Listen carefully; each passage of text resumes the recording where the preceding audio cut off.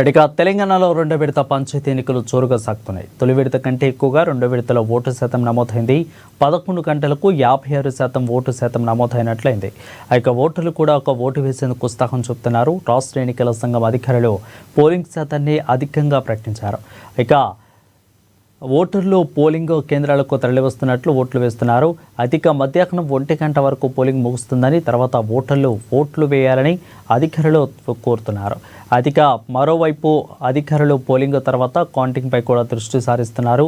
ఎక్కడ ఎలాంటి పొరపాట్లు జరగకుండా చర్యలు తీసుకుంటున్నారు.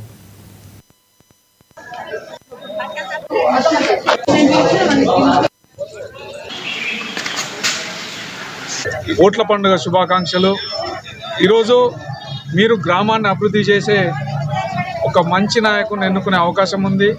ఒక్కసారి ఆలోచించి ఓటేయండి. డబ్బు మద్యం ప్రభావం లేకుండా, ఏ ఒక్క రూపాయి ఖర్చు లేకుండా నేను ఈ ఎన్నికల్లో పాల్గొన్నాను. ఇంత మంచి ప్రశాంత వాతావరణంలో ఎన్నికలు జరగడం మన అదృష్టం.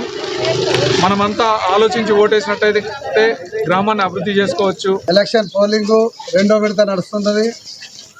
దర్పల్లి గ్రామంలో మంచిగా ప్రశాంతంగా జరుగుతుంది. ప్రజలు మంచిగా సహకరిస్తారు, ఓటర్స్ కూడా. దానికి పోలీస్ సిబ్బంది కానీ స్టాఫ్ కానీ అందరూ కూడా ఒకరికొకరు సహకరించడం జరుగుతుంది.